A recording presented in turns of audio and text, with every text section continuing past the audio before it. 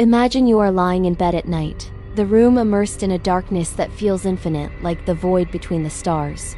And you hear the distant whisper of a voice that does not belong to this world, echoing accusations that cut into your soul. You destroyed everything for her, while unspeakable shapes writhe in the shadows, revealing that the betrayal you fear is not of flesh and blood, but a cruel convenience orchestrated by cosmic forces that devour entire families to satisfy an eternal hunger. And if the love that held your home together was nothing but a fragile illusion, woven only to be torn apart by entities that laugh at our insignificance, would you dare to look into the abyss, or would you pretend the whispers were nothing but the wind? My name was Sofia. At least that's what they called me before the skies began to split open like pulsating wounds, spilling secrets. No mortal heart was meant to bear, shattering my life into fragments of something vast and merciless. I lived in a modest house on top of an isolated hill, where the night wind carried the scent of damp pine and fresh soil, tinged with a subtle hint of ozone, as if distant storms were always lurking. My husband Daniel was the pillar. I believed unshakable, with strong arms that wrapped around me after exhausting days, his deep laughter echoing through the kitchen as he cooked dinner for our 2 daughters, Clara and Mia, whose eyes, bright as falling stars, illuminated our days with pure innocence. We had met years ago at an amateur astronomy conference, when he pointed at the night sky with a passion that captivated me, speaking of distant galaxies as if they were old friends. I fell in love with that curiosity of his, with the way his touch felt like a promise of eternity, the scent of coffee and old books grounding me in a world that felt safe. But suspicions are like cracks in a telescope, slowly distorting the view until the stars look like watchful eyes, judging every unspoken secret. It began with small things insignificant at first. Daniel spending more time in the attic, he had turned into a home observatory, nights stretching until dawn as he whispered to himself, eyes fixed on the telescope aimed at constellations I could never quite see. I felt a distance growing, like an abyss opening between us in bed, where his body was present, but his mind wandered elsewhere. When I asked, he smiled absently, saying it was just research, but his kisses felt mechanical, like duties instead of desire. The girls noticed too, Clara asking why Daddy no longer played treasure hunt in the garden, Mia crying at night over nightmares of shadows falling from the sky. I comforted them, but inside me a suspicion took root, whispering of another woman who lured him into those lonely nights.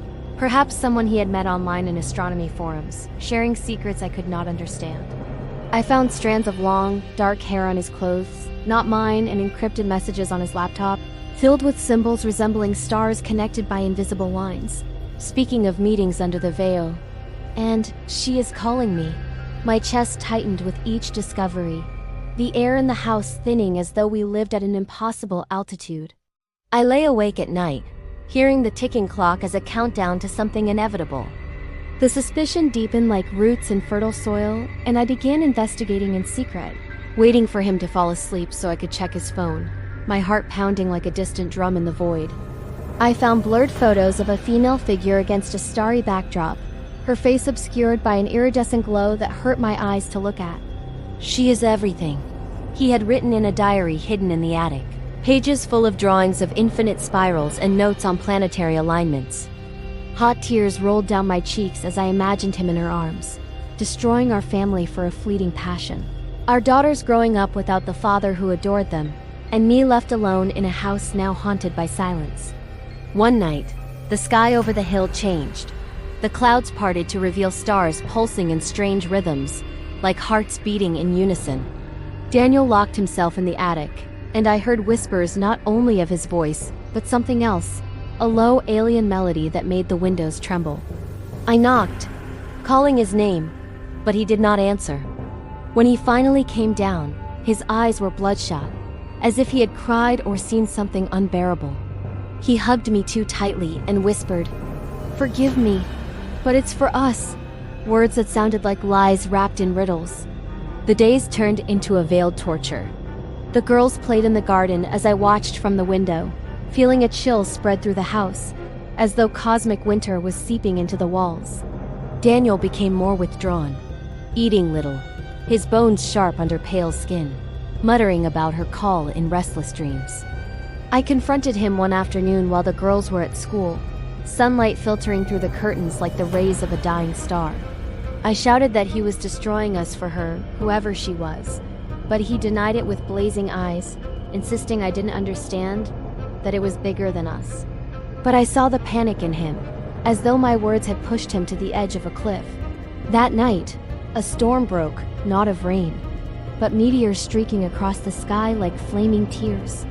I went up to the attic alone, the air reeking of burned electricity and something foul, like rotting starlight.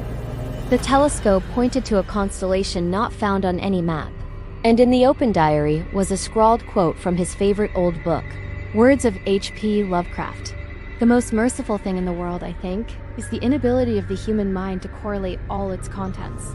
Someday, the piecing together of dissociated knowledge will open up such terrifying vistas of reality, and of our frightful position therein, that we shall either go mad from the revelation or flee from the light into the peace and safety of a new dark age.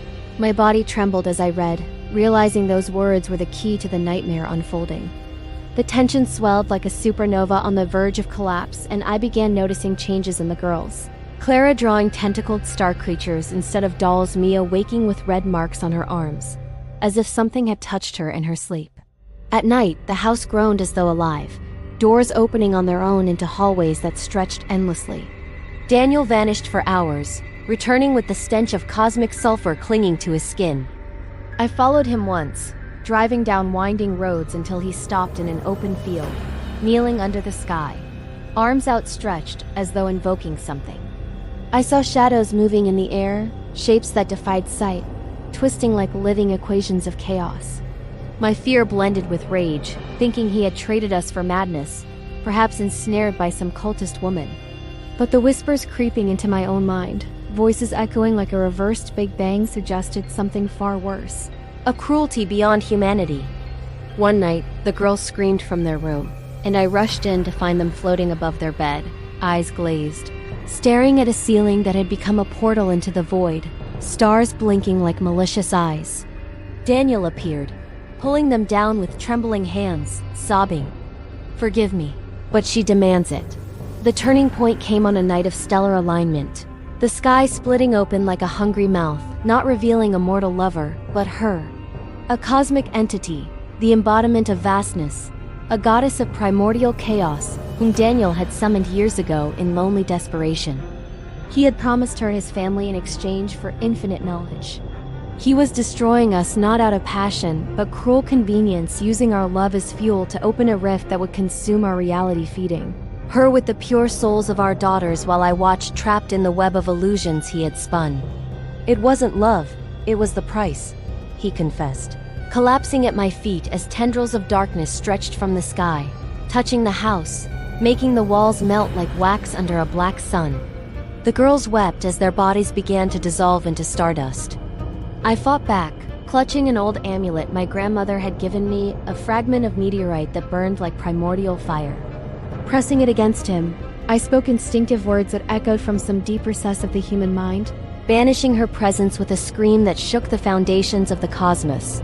The rift closed with a lament that made the stars themselves tremble, leaving Daniel as an empty husk.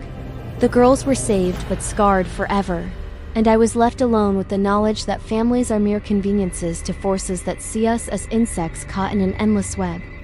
Now the girls and I live in the shadow of that hill, our eyes fixed on a sky that blinks back with malice, knowing the true cruelty is not a man's betrayal, but the indifference of a universe that uses our most sacred bonds as bait for unimaginable horrors. And you? Have you ever felt that the destruction of your family was part of something greater, a cosmic game where love is the smallest of sacrifices? If this left an eternal shiver in your soul, it's because this story was meant to find you before the stars begin to call your name. Share in the comments if something like this has devoured you from the inside. And subscribe to the channel if you dare to face more abysses hidden in the cosmos.